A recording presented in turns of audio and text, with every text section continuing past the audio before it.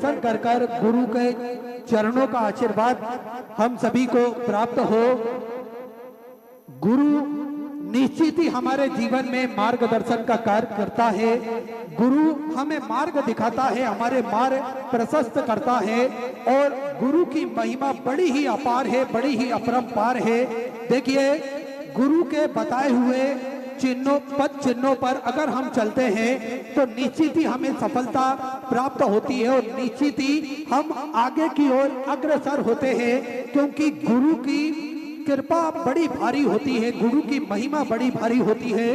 गुरु के शब्दों में जो रहस्य छुपा होता है, अगर हम उनके शब्दों को मानकर गुरु के बताए हुए मार्ग पर चलते हैं तो निश्चित ही हम सभी को सफलता प्राप्त होती है।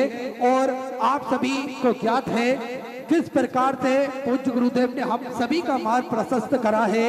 हम सभी को पूज्य गुरुदेव ने जो राह बताई है एक लोटा जल की, वो राह पर हम चलते हैं तो निश्चित ही हम सभी को एक सफलता भी मिलती है।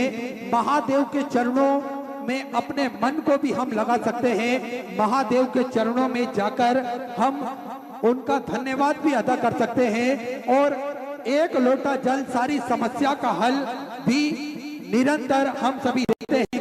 प्रकार से समस्याओं का निदान होता है, किस प्रकार से हम सभी की समस्याएं मेरा महादेव खत्म करता है, पूर्ण करता है और हम सभी की मनोकामना पूर्ण होती है।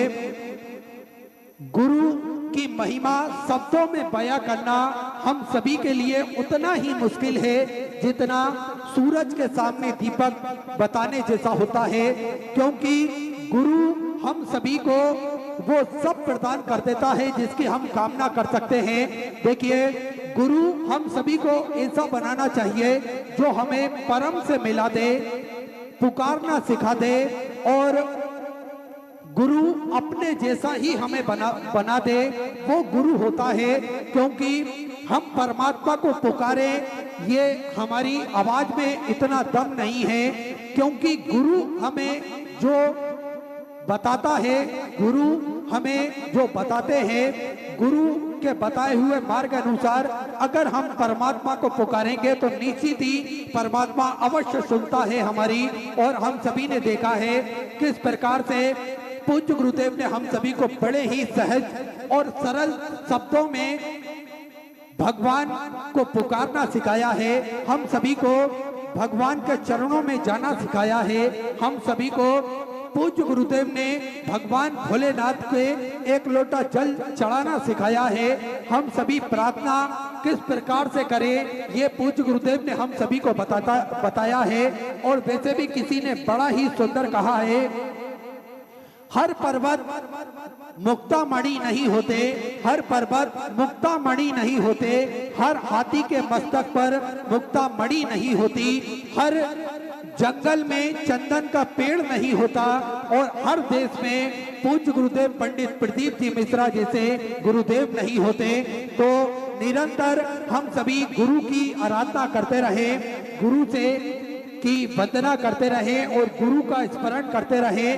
देखिए, आज लाखों का जन समुद्र हम सभी को बताता है कि किस प्रकार से हम सभी को राह पूज्य गुरुदेव ने बताई है, हम सभी का मार्ग प्रशस्त करा है। आज मंदिरों में, देवालों में लंबी कतारें जो लगी हुई है, वो कहीं ना कहीं शिव महापुराण की कथा का ही पुण्य प्रताप है। कहीं ना कहीं पूज्य गुरुदेव ने हम सभी को जो मार्ग बताया है, एक लोटा जल का महत्व समझाया है, ये उसी का पुण्य प्रताप है। आज सभी सनातन धर्म के लोग एकजुट हो रहे हैं, एक जाजम पर बैठकर कथा अमृत का लाभ ले रहे हैं। तो कहीं ना कहीं हम सभी महसूस कर सकते हैं कि ये गुरु की ही कृपा है, जिन्होंने हम सभी को बड़े ही सहज और सरल शब्दों में भगवान भोलेनाथ की कथा श्रवण कराई और कथा श्रवण कराकर हम सभी को महादेव के मंदिर जाना सिखाया है। आज बच्चे हो, बूढ़े हो, जवान हो, माताएं हो, बहनें हो, सभी वर्ग के लोग एक लोटा जल लेकर महादेव के मंदिर जाते हैं और कथा श्रवण कर वे एक लोटा जल का महत्व समझते हैं, एक लोटा जल को वो नियमित रूप से महादेव के चरणों में अर्पित करते हैं, तो ये कहीं ना कहीं सनातन धर्म के वर्ग के लोगों के लिए एक बड़ी ही अच्छी बात है कि ये मंदिर भोलेनाथ के प्रतिदिन जाकर एक लोटा जल अर्पित करते हैं और महादेव को पुकारते हैं। देखिए, गुरु ब्रह्मा गुरु विष्णु गुरु देवो महेश्वरा गुरु साक्षात पर ब्रह्म तस्मै श्री गुरुदेव नमः। हम सभी गुरुदेव की महिमा, जितने भी गुरु हैं संसार सागर में, गुरुओं की महिमा को वो जान नहीं सकते, गुरु की महिमा को वो बखान नहीं कर सकते। निरंतर आप सभी को ज्ञात है किस प्रकार से पूज्य गुरुदेव ने हम सभी को न केवल भक्ति भाव से जोड़ा है, हम सभी को पूज्य गुरुदेव ने सेवा का भाव भी जागृत कराया है, हम सभी को सेवा करना भी सिखाया है। देखिए, यही गुरु की उपलब्धि होती है कि जैसा गुरु करते हैं वैसा ही वे चेलों को बताते हैं, समझाते हैं। और आज हम सभी को पूज्य गुरुदेव ने सेवा का क्रम भी सभी को जागृत करवाया है, किस प्रकार से सेवा करना चाहिए। आज हम सभी देखते हैं पंडालों में जो कथा श्रवण करने के लिए भक्तों की भीड़ होती है, उतनी ही संख्या में हम सभी देखते हैं किस प्रकार से भक्त कथा अमृत का लाभ तो लेते हैं, साथ में वे भक्त सेवा भी करते हैं। अपने घर से पानी की बोतलें साथ लेकर आते हैं और निःशुल्क रूप से वितरण करते हैं, ये सेवा का भाव है। अपने घर से कोई पोहा बनाकर लाता है, कोई कुरकुरे चिप्स के पैकेट लेकर आता है, कोई चाय बनाकर लाता है, कोई 10 लोगों का, 20 लोगों का, 50 लोगों का भोजन लेकर अपने साथ में आता है और वो निःशुल्क वितरण करता है। तो ये हम सभी ने कथा के माध्यम से श्रवण करा है और कथा के माध्यम से सीखा है। आज सेवा का भाव सभी भक्तों के हृदय में जागृत होता है, किस प्रकार से भक्त सेवा करते हैं। कोई अपने घर से गाड़ी लगा देता है भक्तों को कथा पंडाल छोड़ने के लिए, कोई अपने घर से खाने की सामग्री निःशुल्क रूप से वितरण करता है। तो ये कहीं ना कहीं हम सभी को पूज्य गुरुदेव ने मार्ग प्रशस्त करा है और उसी मार्ग पर चलते हुए हम ये सेवा का भाव, सेवा का क्रम जाने हैं। आप सभी को ज्ञात है पूज्य गुरुदेव निरंतर सेवा में प्राथमिकता प्रदान करते हैं। कोरोना काल महामारी हो या फिर किसी भी प्रकार की कोई सेवा हो, पूज्य गुरुदेव हमेशा बढ़ चढ़कर कार्य करते हैं। आप सभी को ज्ञात है सेवा के क्रम में पूज्य गुरुदेव ने हम सभी को बताया है, हम सभी ने देखा है कोरोना काल महामारी के अंतर्गत, जब कोरोना काल महामारी चल रही थी उसके अंतर्गत कई सैकड़ों हजारों लोग प्रवासी मजदूर अपने घर की ओर लौट रहे थे, तब पूज्य गुरुदेव ने स्वयं यहाँ अन्नपूर्णा रसोई बनाई और सभी भक्तों को पैकेट में वो निःशुल्क रूप से वितरण कराई। साथ में भक्तों को कोई गोली दवाई की जरूरत होती थी तो उन भक्तों के लिए गोली दवाई की व्यवस्था भी पूज्य गुरुदेव कोरोना काल महामारी के अंतर्गत करते थे। साथ में उन भक्तों के लिए किसी के लिए कपड़ों की व्यवस्था और चप्पल की व्यवस्था भी यहाँ पर रखी गई थी। सेवा किस प्रकार से हम सभी को करना चाहिए, ये सेवा का ही पुण्य प्रताप हम सभी को देखने को मिलता है। साथ में आप सभी को ज्ञात है कोरोना काल महामारी के अंतर्गत, जब कोरोना काल के अंतर्गत ऑक्सीजन की दिक्कत आई थी, तब पूज्य गुरुदेव द्वारा 10 ऑक्सीजन जनरेटर यहाँ पर जिला चिकित्सालय सीहोर में निःशुल्क रूप से वितरण किए गए थे ताकि के ऑक्सीजन की प्रॉब्लम भक्तों को ना हो। ऐसे सेवा का कार्य विगत कई वर्षों से पूज्य गुरुदेव करते आ रहे हैं और यही सेवा का क्रम हम सभी को पूज्य गुरुदेव ने बताया है, यही सेवा का क्रम पूज्य गुरुदेव ने हम सभी को समझाया है। देखिए, आप सभी को ज्ञात है सत्यपुर नगरी सीहोर की पावन धरा पर जो विशाल कुबेरेश्वर धाम की स्थापना होने जा रही है, ये एक ऐसा धाम बनने जा रहा है जो 12 ज्योतिर्लिंग के मध्य में केंद्र में स्थापित होगा। कंकड़ संकर की ये पावन धरा, कंकड़ संकर की ये पावन भूमि जप स्थली है, तप स्थली है, साधना स्थली है, आराधना स्थली है। भगवान की कृपा दृष्टि इस धरा पर हमेशा विद्यमान होती है। जो भी भक्त अपने मन की मुराद लेकर कुबेर भंडारी के चरणों तक पहुंचता है और किसी भी स्थान पर बैठकर 108 बार श्री शिवाय नमस्तुभ्यम का जाप करता है, मेरा कुबेर भंडारी, मेरा राजा धीराज महाकाल राजा उन सभी भक्तों की मनोकामना कुछ ही दिनों में, कुछ ही महीनों में पूर्ण कर देता है। ऐसी कृपा है भोलेनाथ की। और कंकर के रूप में शंकर को पूजे जाते हैं।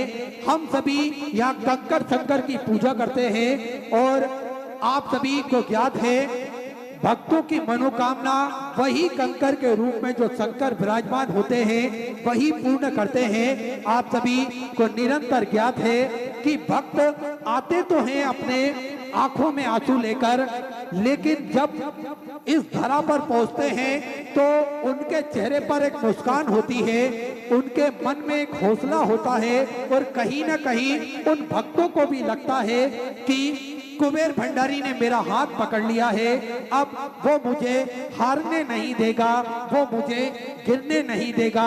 ऐसी कृपा कुबेर भंडारी की जो निरंतर भक्तों पर विद्यमान होती है। आप सभी को ज्ञात है किस प्रकार से सेवा का क्रम भी इस धरा पर सुचारू रूप से चलता है। साथ में भोजन भंडारा जो कि नियमित रूप से सुचारू रूप से चलता है। विश्व की सबसे बड़ी और भव्य भोजनशालाओं में से एक कुबेर भंडारी की भोजनशाला जो कि नियमित रूप से सुचारू रूप से चलती है, जिसपे सभी भक्त भोजन भंडारे का आनंद लेकर जीवन को कृतार्थ करते हैं, आनंद में करते हैं। साथ में आप सभी को ज्ञात है ये क्रम प्रतिदिन सुचारू रूप से चलता है। आप भी इस भव्य भोजनशाला की सदस्यता ग्रहण कर सकते हैं। मात्र 21,000 रुपए की स्वराशि देकर आप जीवन पर्यंत तक इसके सदस्य बन सकते हैं। साल में एक दिन 365 दिन में से एक दिन आपके नाम से भी भोजन भंडारा कराया जाएगा और यही क्रम प्रतिदिन सुचारू रूप से चलता है, जिसपे लाखों सैकड़ों भक्त भोजन भंडारे का आनंद लेकर अपने जीवन को कृतार्थ करते हैं, आनंद करते हैं। साथ में आप सभी को ज्ञात है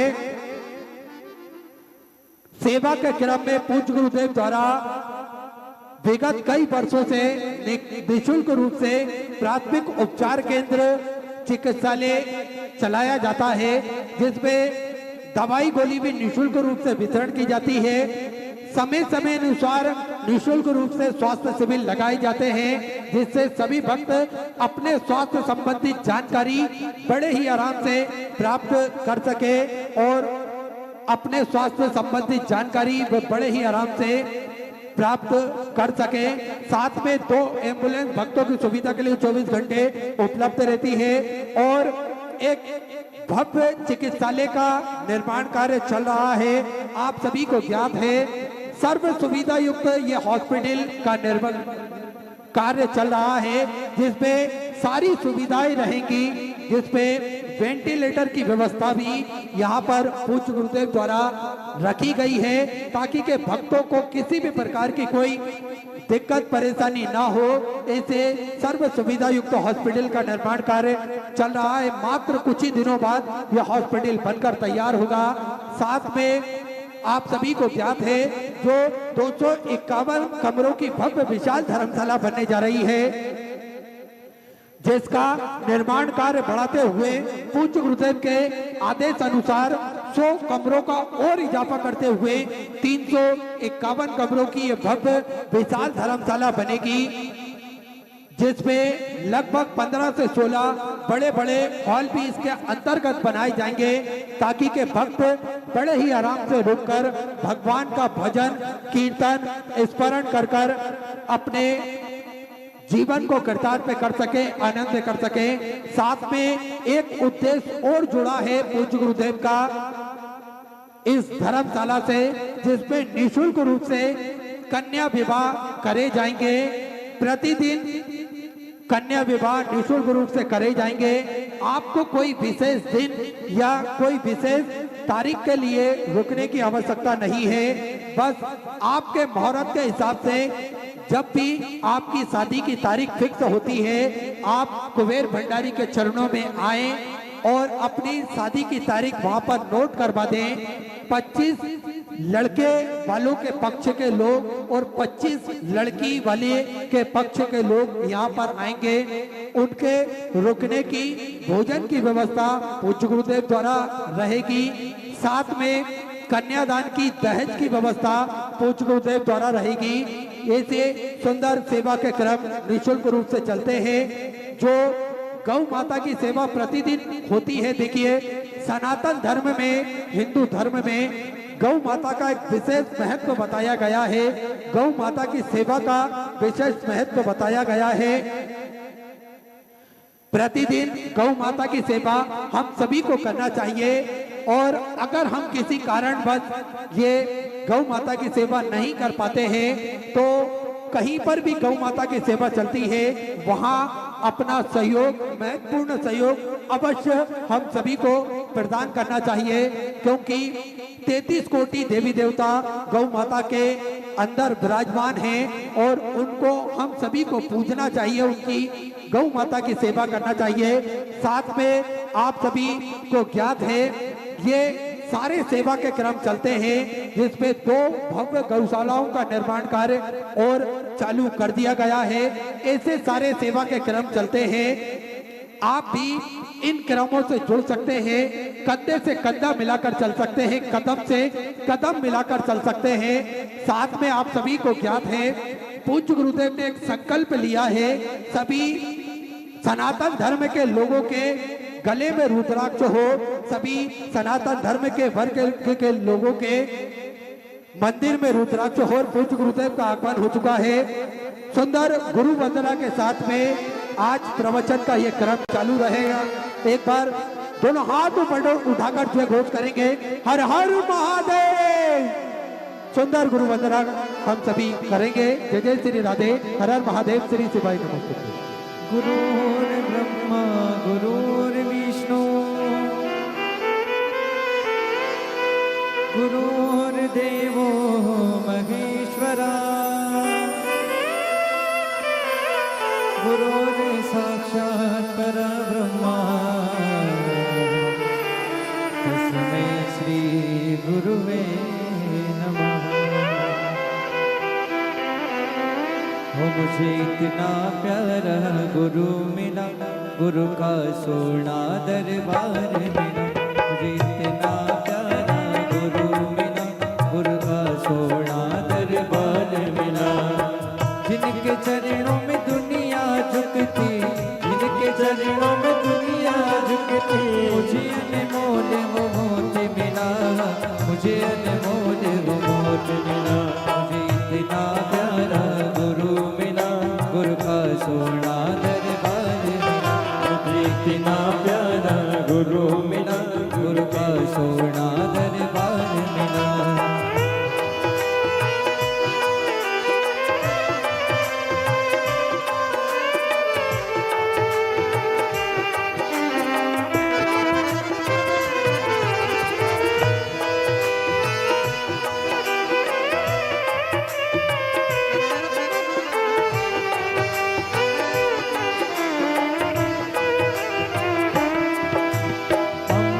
ढूंढा तारे ढूंढा गुरु सा कोई अनमोल नहीं। अंबर ढूंढा सागर ढूंढा गुरु से कोई अनमोल नहीं। गुरु से बढ़कर इस दुनिया में तुझ कोई सौगात नहीं। गुरु से बढ़कर इस दुनिया में तुझ कोई सौगात नहीं। शायद मेरे अच्छे कर्म थे, शायद मेरे अच्छे कर्म थे, मुझे सतगुरु तेरा प्यार मिला, मुझे सतगुरु तेरा प्यार मिला। मुझे इतना प्यारा गुरु मिला, गुरु का सोना दरबार मिला। मुझे इतना प्यारा गुरु मिला, गुरु का सोना दरबार मिला।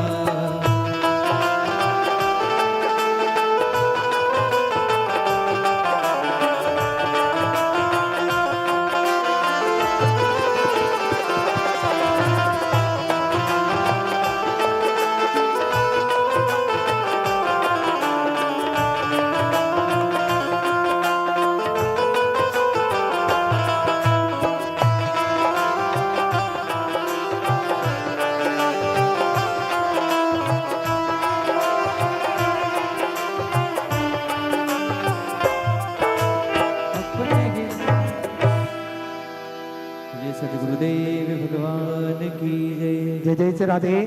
सभी भक्तों को हर हर महादेव सदा जय श्री था श्री शिवाय नमस्तुभ्यम। पूज्य गुरुदेव का आगमन हो चुका है। गुरुदेव व्यासपीठ पर मचासीन हो चुके हैं। आप सबकी तरफ से व्यासपीठ को नमन करते हुए हम सबके प्रिय, हम सबके लाडले ठाकुर कल्लू जी महाराज के चरणों में नमन करते हुए परम सत्य, परम आदरणीय, विश्व विख्यात पूज्य गुरुदेव के पावन चरणों को नमन करते हुए और आप सभी शिव भक्तों के चरणों में नमन करते हुए सुंदर आज गुरु पूर्णिमा महोत्सव के प्रवचन के क्रम में हम सभी जुड़ेंगे। और देखिए आज कितना विशेष दिन है। गुरुवार के दिन ही गुरु पूर्णिमा महोत्सव मनाया जा रहा है संपूर्ण भारतवर्ष में, संपूर्ण दुनिया में। तो आइए सीधे हम सभी पूज्य गुरुदेव की शरण में पहुंचेंगे और प्रवचन का लाभ लेकर अपने जीवन को कृतार्थ में करेंगे, आनंद में करेंगे। जय जय श्री राधे। हर हर महादेव। श्री शिवाय नमस्ते।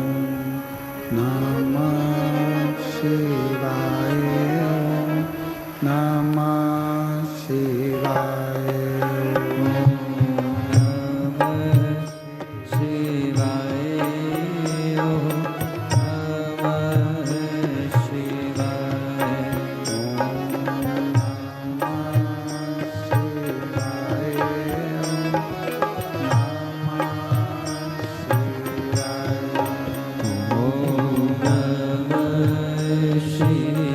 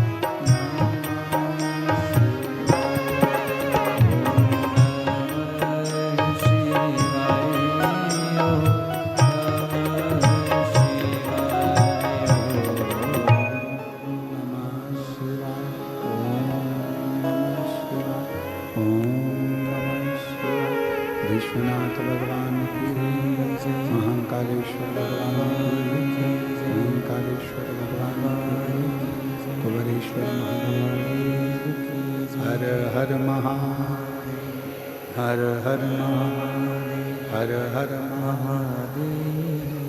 भगवान शिव ओगरदानी त्रिकालदर्शी कैलाशी अविनाशी देवाधिदेव महादेव, जिनकी पवित्र पावन भूमि कुबेरेश्वर धाम पर गुरु पूर्णिमा महोत्सव जो आयोजित किया गया 5 तारीख से 10 तारीख तक का ये दिव्य और भव्य आयोजन, जिसमें भगवान शिव की अविरल भक्ति को आप और हमने प्राप्त किया। आज व्यास पूर्णिमा है, गुरु पूर्णिमा है। भारत भूमि के सभी संतों को, साधुओं को, तपस्वियों को, गुरुजनों को, मठाधीश, मठाधीश, महामंडलेश्वर, जगत गुरु एवं चारों पीठ के जो संपूर्ण सनातन को जागृत कर रहे हैं, ऐसे जगत गुरु शंकराचार्य के चरणों में एवं सभी गुरुजनों को, विप्रजनों को, ब्राह्मण जनों को इस व्यासपीठ से दंडवत प्रणाम कर कर सभी गुरुओं के चरणों को नमन करता हूँ। सबके चरणों को प्रणाम करता हूँ। गुरु जीवन का वो सार है जो आपको और हमको मंजिल तक पहुंचा देता है। माता रूपी गुरु आपको बड़ा कर कर सोचने समझने की शक्ति प्रदान करता है। पिता रूपी गुरु आपका हाथ पकड़कर आपको व्यापार करना, व्यवहार करना ये पिता सिखा देता है। शिक्षक अच्छा शिक्षण देकर, पढ़ाकर आपको विद्वान बना देता है। और चौथे नंबर पर है सदगुरु, जो गुरु दीक्षा देकर भगवान देवाधिदेव महादेव से मिला है। वो शिव है, आदि गुरु है, आदि योगी है, जगत गुरु है, जिन्होंने संपूर्ण ब्रह्मांड में, संपूर्ण विश्व में शिष्य और गुरु की परिभाषा को सामने लाया। एक श्रेष्ठ वक्ता देवाधिदेव महादेव और एक श्रेष्ठ श्रोता भी देवाधिदेव महादेव। वक्ता भी शिव है, श्रोता भी शिव है। अमरनाथ जी की गुफा में जब भगवान शिव माँ जगतजननी अम्बा पार्वती जी को ज्ञान उपदेश देते हैं, तब पार्वती जी भी शिव जी को अपना गुरु मानकर उस ज्ञान को लेती हैं। जो अमर ज्ञान था, उस ज्ञान को लेकर माँ जगदम्बा भी अमर हो जाती है, जगतजननी भी अमर। हमने कथा के 5 दिन की कथा में तृतीय दिवस में कहा था कि घर में जो बुजुर्ग हैं, बड़े हैं, घर में पति है, घर में कोई वृद्ध अवस्थावान है जिसने अपनी पूरी जिंदगी संघर्ष के साथ आगे बढ़ने में निकाली, वो भी आपका गुरु है, वो भी आपका गुरु है। जिस शिक्षक ने आपको स्कूल में पढ़ाया, जिस शिक्षक ने आपकी कलम को चलाना सिखाया, वो शिक्षक भी एक बहुत बड़ी भूमिका गुरु की रखता है। एक माता पिता गुरु, शिक्षक और गुरु, ये जिंदगी के वो पहल हैं जहां आप इनकी छत्र छाया में अपने जीवन को आगे बढ़ा सकते हैं।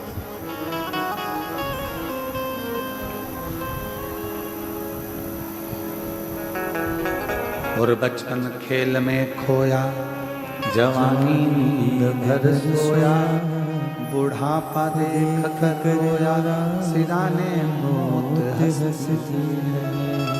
हमारा बचपन, दुनिया कहती है कि माता की गोद में निकला, पर माता के संस्कारों में हमारा बचपन निकला।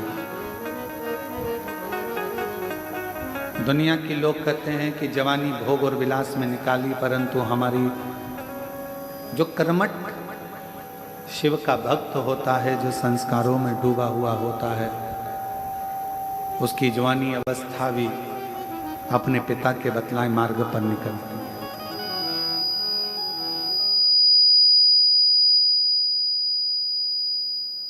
और एक अच्छा शिक्षक आपकी जिंदगी में मिल जाए तो वह आपके सारे मार्गों को विद्या के माध्यम से खोल देता है।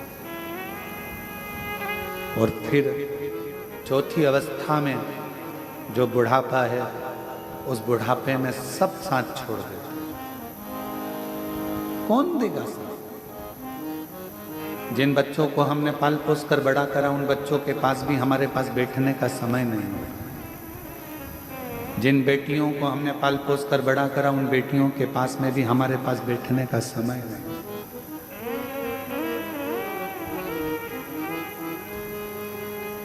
लोग अपने अपने घरों में अपनी अपनी पत्नी से, अपने परिवार से, कुटुंब से फोन पर बात करेंगे, पर बुजुर्ग से बात करने वाला कोई नहीं।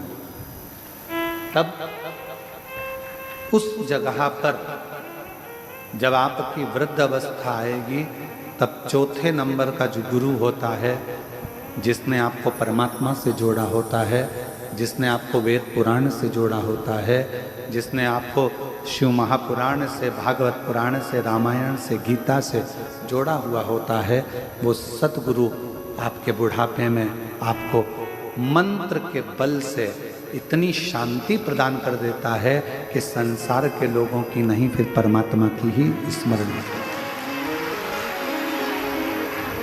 फिर संसार के लोगों का स्मरण नहीं आएगा, फिर स्मरण आएगा तो परमात्मा का।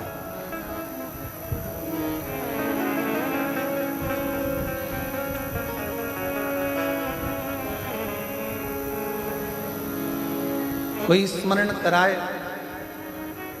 एक अवस्था के अनुसार परमात्मा की भक्ति को धारण करवाने के लिए गुरु का पद बहुत जरूरी है।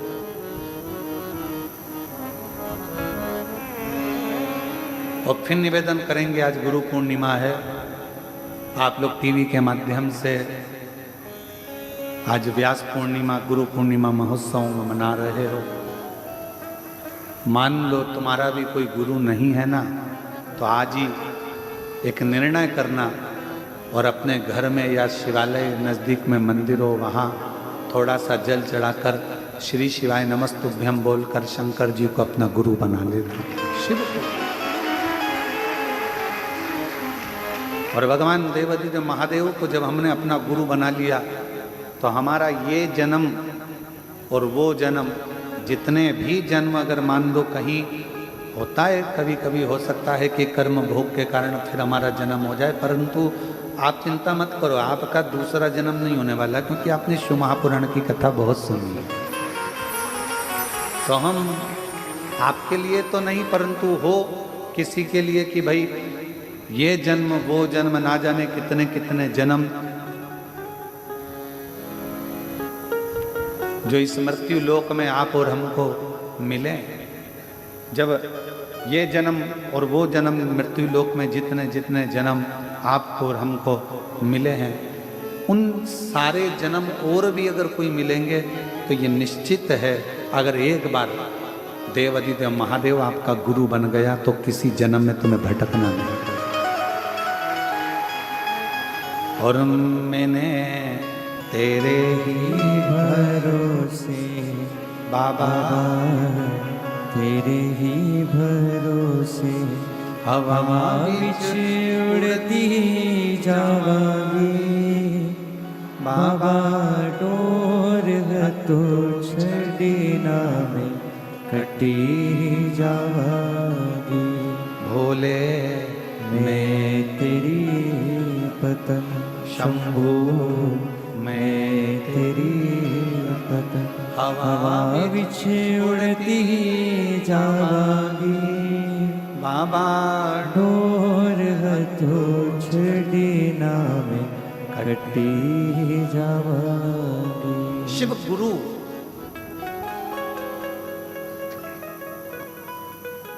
वर्ष में केवल एक ही दिन होता होगा।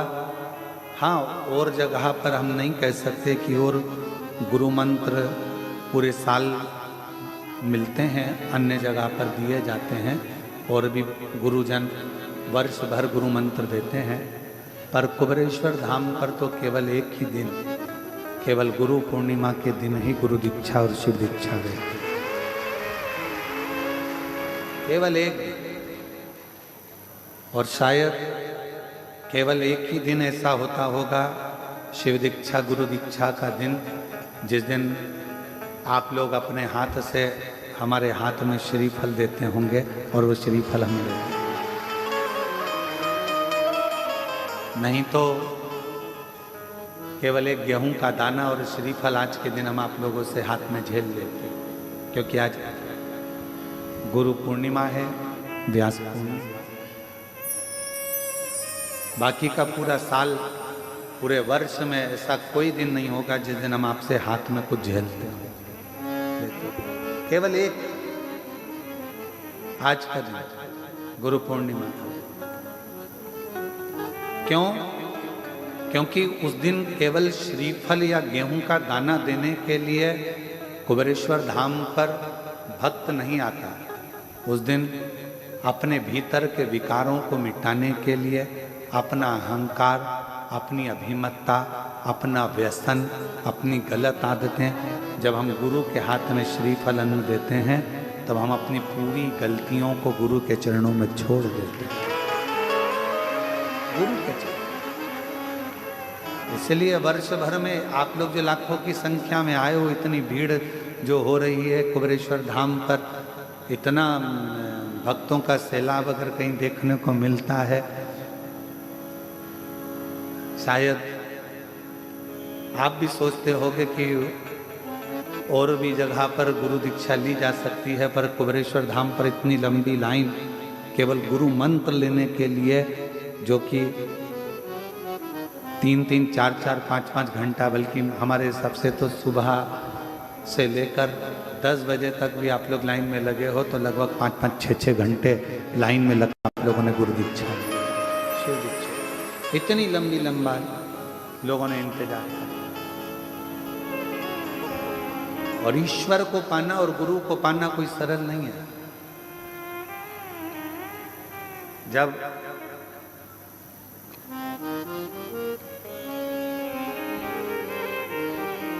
नामदेव जी महाराज गुरु दीक्षा लेने के लिए गए,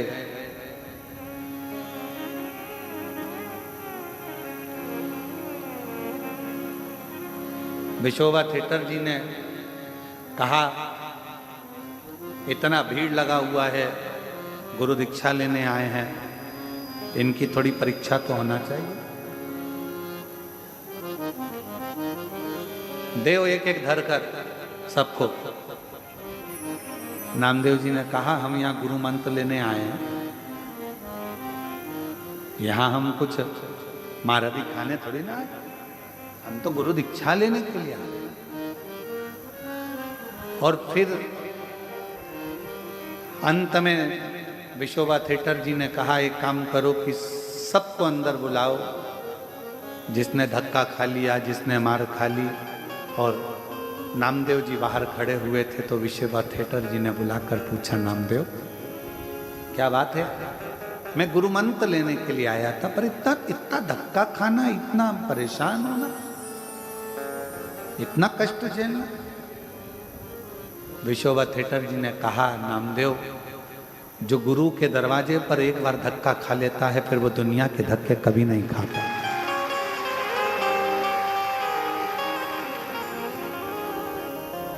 एक बार गुरु जिसको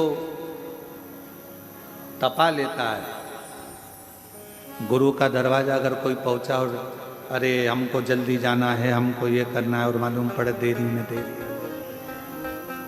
धक्का, लाइन लगी है, बहुत इंतजार हो रहा है, अब मंत्र मिलेगा, गुरु चरण का दर्शन मिलेगा, गुरुपाद का दर्शन मिलेगा, कुछ और इंतजार करते रहे। फिर भीड़ भड़का धक्का।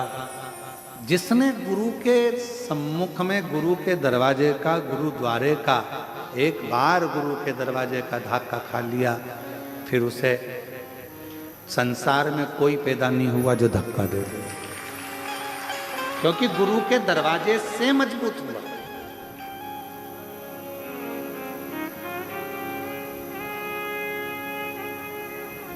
जो ब्राह्मण बच्चे गुरुकुल में पढ़ते हैं उनको गुरुकुल में जाने पर कपड़े खुद धोइए, बर्तन मांजिए, भोजन बनाइए, सेवा करिए, झाड़ू लगाइए, पौधा लगाइए, वृक्षों में पानी दीजिए, सबके कपड़ों की घड़ी बनाइए, जाओ सेवा पर सेवा, सेवा पर सेवा। शिष्य से, ब्राह्मण बच्चों से जो गुरुकुल में रहते हैं उनसे गुरुजी करवाते। क्यों? क्योंकि गुरु के दरवाजे पर आया है तो थोड़ा धक्का खा लेगा। गुरु के दरवाजे पर आकर अगर मेहनत कर ली है, गुरु के दरवाजे पर आकर अगर सेवा कर ली है, तो निश्चित है कि ये दुनिया में बहुत आगे बढ़ जाएगा। इसको कोई रोकने वाला नहीं, इसको कोई रोकेगा नहीं, ये निश्चित है। और गुरु ऐसी चलाओ मेरी कार, जहाँ में बैठा हो शिव सरकार। भोले सी मेरे बाबा हे गुरु, इस जीवन में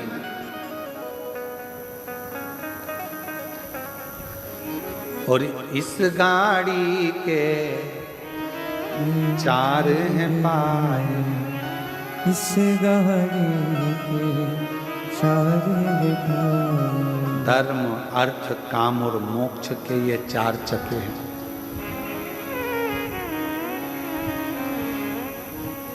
और एक बात और स्मरण में रखो, गुरु को समझना और गुरु को परखना दोनों बड़ा भारी है। दुर्वासा बाबा पहुंच गए द्वारकाधीश के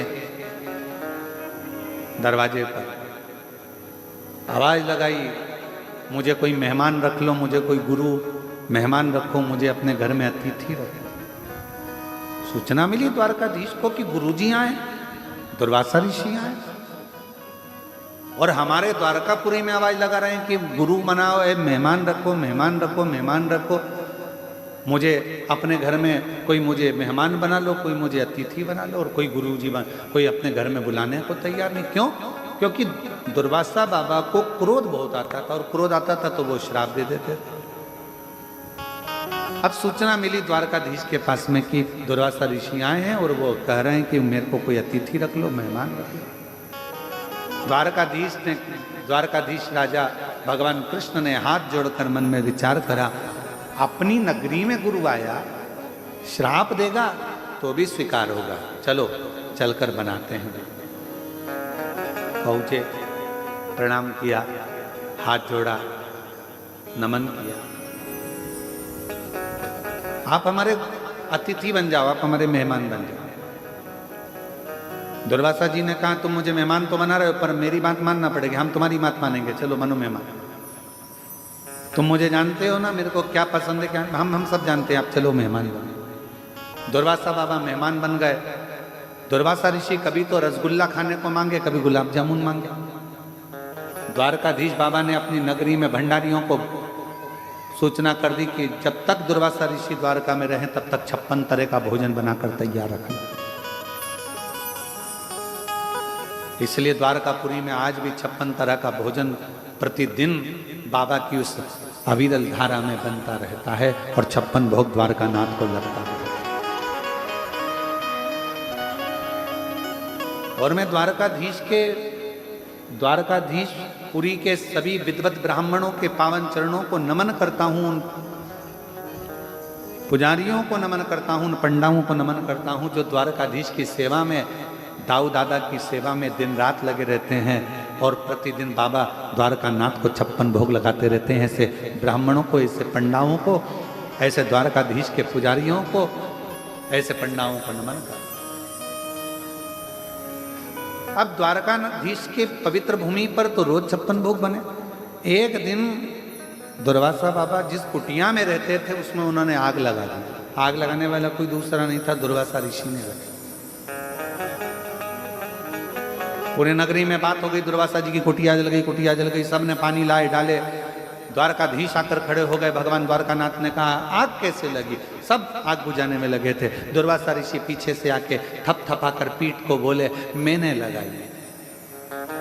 द्वारकानाथ बोले, आपके घर में आपने आग लगा दी? तो कहा, मेरी मर्जी, मैं तो मेहमान हूं, आग भी लगा सकता हूं। द्वारकानाथ ने सोचा ठीक है, जो हरी इच्छा।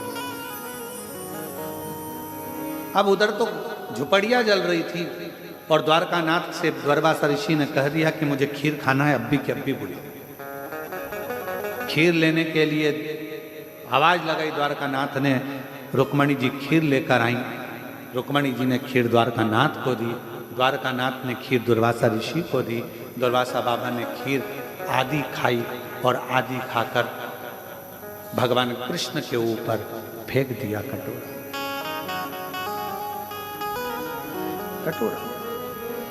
और जो खीर का कटोरा द्वारकानाथ के ऊपर दिया, देते से ही कहा कि इस खीर को पूरे शरीर पर लगा लो। द्वारकाधीश ने पूरे शरीर पर खीर लगा ली। रुक्मणी जी को हंसी आ गई, ऐसा मेहमान किस काम का जिसने तुम्हारी ही दशा बिगाड़ दी। दुर्वासा बाबा को क्रोध आ गया और द्वारकानाथ जी से कहा,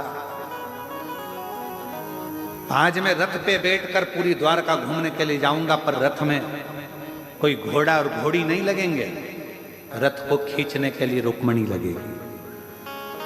ये हंसी है ना, इस रुक्मणी को रथ खींचने के लिए लगाना पड़ेगा। माता रुक्मणी जी को रथ खींचने के लिए लगाया गया। भगवान द्वारकानाथ पीछे पीछे चल रहे थे, दुर्वासा बाबा हाथ में चाबुक लेकर रथ पर चल रहे थे। थोड़ी दूर रुक्मणी से रथ खींचते बना, फिर आखिरी में रुक्मणी जी चक्कर खाकर नीचे गिर गई। जल का छींटा देकर उठाया और उठाकर दुर्वासा ऋषि ने कहा, द्वारकानाथ, इन रुक्मणी जी ने मेरी हंसी उड़ाई है, इनको तुम्हें द्वारका से त्यागना पड़ा। आज भी द्वारकापुरी में रुक्मणी जी का मंदिर द्वारकाधीश के मंदिर से कोसों दूर है। अगर आप लोग गए होंगे द्वारकानाथ कभी द्वारकाधीश दर्शन करने के लिए, तो आपने दर्शन किया हो।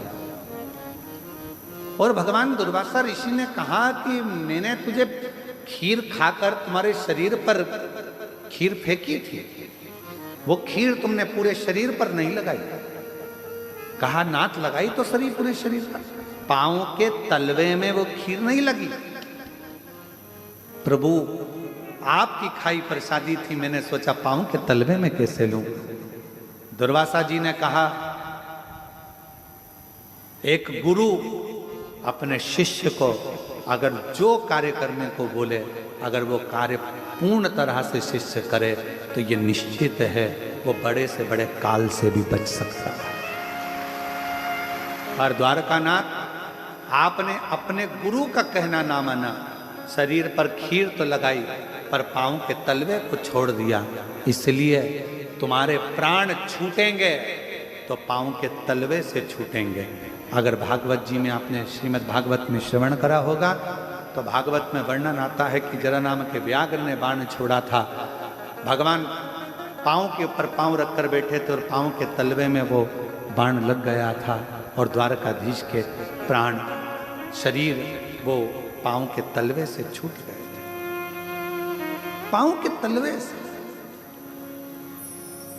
भगवान दुर्वासा ऋषि ने कहा कि मैंने तो तुमको ये एक कवच दिया था, और गुरु कभी भी दुनिया की दृष्टि में भले लोगों को लगे कि गुरुजी ने अपना शाल दे दिया, गुरुजी ने अपना सामान दे दिया, गुरुजी ने बेलपत्र दे दी, गुरुजी ने ये दे दिया, ना ना, बिना मांगे द्वारकाधीश बाबा को मांगना नहीं पड़ा दुर्वासा बाबा से, बिना मांगे ही खीर फेंक दी थी, कवच दे दिया था। गुरु से मांगना ना पड़े और गुरु हृदय से अगर कृपा की दृष्टि ही कर दे, मुस्कुरा आनंद के साथ एक बार गुरु अगर देख ही ले, तो समझ लो कि जिंदगी सवर है,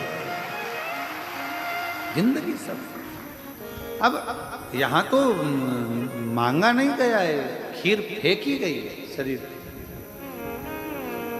कई लोग कहते हैं ये शॉल तो इतना 50 रुपए का होगा, 200 रुपए का होगा, गुरुजी ने जो दिया वो 200 का होगा, 250 का होगा, 500 का होगा, 1000 का होगा, 10,000 का होगा, या गुरुजी ने जो दिया वो छोटा मोटा होगा, हल्का फुल्का होगा। पर गुरु शिष्य को कुछ भी हल्का नहीं देता, वो गुरु शिष्य को उतना देता है कि वो हल्के से वजनदार होता चले, हल्का नहीं देता।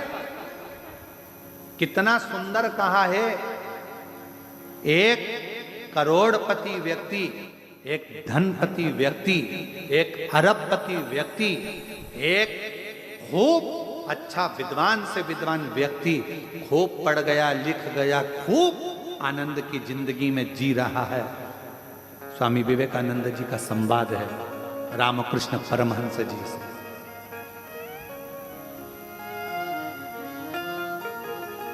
आपकी दृष्टि में स्वामी विवेकानंद जी ने रामकृष्ण परमहंस जी से पूछा, आपकी दृष्टि में बहुत पढ़ा लिखा व्यक्ति, बहुत विद्वान व्यक्ति कौन है? रामकृष्ण परमहंस जी ने उसी समय पर कह दिया, हमारे लिए तो केवल शून्य। शून्य। हाँ, कोई बड़े ओहदे पर जाकर बैठ गया, बहुत बड़े पद पर जाकर बैठ गया, तो रामकृष्ण परमहंस जी कहते हैं हमारे लिए शून्य। तो आपके लिए श्रेष्ठ कौन है? रामकृष्ण परमहंस जी ने कहा, जो ऊंचे से ऊंचे ओहदे पर भी जाकर बैठ जाए और अपनी जिंदगी में एक बार किसी गुरु की शरण में बैठकर गुरु मंत्र ले ले तो समझ लो वो दुनिया का सबसे श्रेष्ठ है। गुरु दीक्षा। आप कितने बड़े इंजीनियर बन गए, डॉक्टर बन गए, कलेक्टर बन गए, आईएएस ऑफिसर बन गए, आप मिनिस्टर बन गए, मंत्री बन गए, आप कितने बड़े अभी पद अधिकारी बन गए, आपके पास में आगे पीछे कितनी भी फोर्स लगी हो, पर यदि आपके पास में आपका गुरु का मंत्र नहीं है तो ये सारी जो डिग्रियां हैं, ये डिग्रियां तो केवल पृथ्वी तक चलेगी, पर गुरु मंत्र की एक छाप इस कलेजे में, इस शरीर में, इस मन में लग गई तो वो डिग्री वहां तक चलेगी। वो डिग्री है। गुरु मंत्र केवल मंत्र नहीं है, गुरु दीक्षा केवल दीक्षा नहीं है। गुरु ने आपके ऊपर छाप लगा दी है कि तू अब शिव का हो गया, शंकर का हो गया, शिव का, तुझे कोई मिटा नहीं सकता। तुम लोग सब बाहर से आए हो? अरे बोलो तो जम के। ठीक है, अगर बाहर से आए हो तो यहाँ से जाते जाते आप लोग रोड पे से जब चलो तो देखना पेड़ों के ऊपर सफेद कलर पुता रहता है। जंगल में कहीं जाओगे तो पेड़ों के ऊपर रास्ते रास्ते में सफेद कलर थोड़ा थोड़ा सा पट्टा पुता रहता है। क्यों पुता रहता है? क्योंकि वन विभाग वालों ने कह दिया ये पेड़ सरकारी है।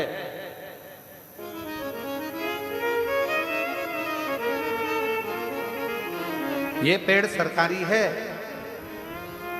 ये पेड़ गवर्नमेंट का है, इस पेड़ को कोई काट नहीं सकता। अब जरा विचार करिएगा, सफेद पट्टा पेड़ पर लगा तो पेड़ को काटने की किसी की हिम्मत नहीं हुई। उसी तरह गुरु पूर्णिमा के दिन जब गुरु दीक्षा का मंत्र कानों में पड़ जाता है तो किसी की हिम्मत नहीं कि तुमको मिटा सके। हमारे बीच में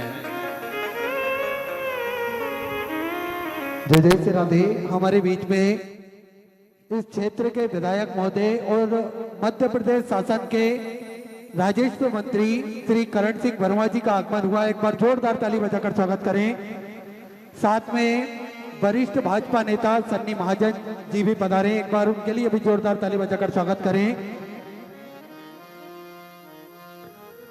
बाबा की भक्ति में हमेशा आदरणीय मंत्री जी लीन रहते हैं, हमेशा भोलेनाथ की भक्ति में तत्पर रहते हैं और बड़े ही सहज और सरल स्वभाव के धनी हैं आदरणीय मंत्री जी।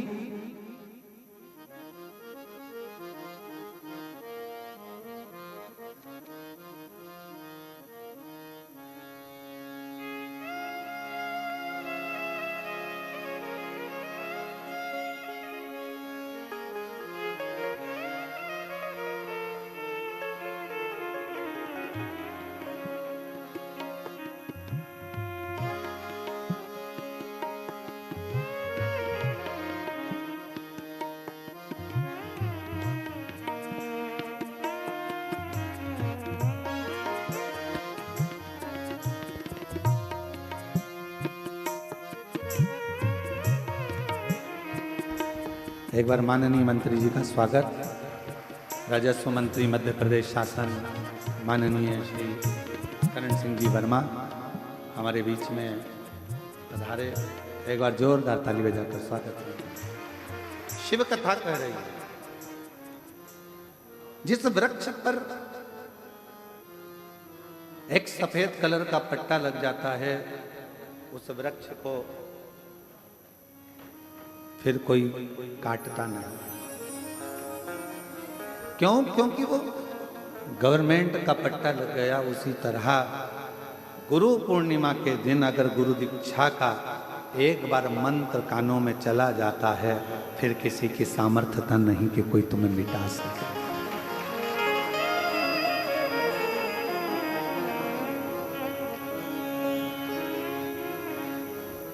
बस याद रखो, अपने विश्वास को पक्का रखो, शिव के प्रति भी और गुरु के प्रति। कोई कितना भी कहे, भगवान देवाधिदेव महादेव की कोई निंदा करे, कोई अपशब्द बोले, कोई गुरु की निंदा करे, कोई अपशब्द बोले, अपना मन पक्का रखना, मेरा गुरु और मेरा शिव कभी भी दूसरे का बुरा नहीं कर सकता। ये मेरा दिल और मेरा विश्वास और मेरा मन।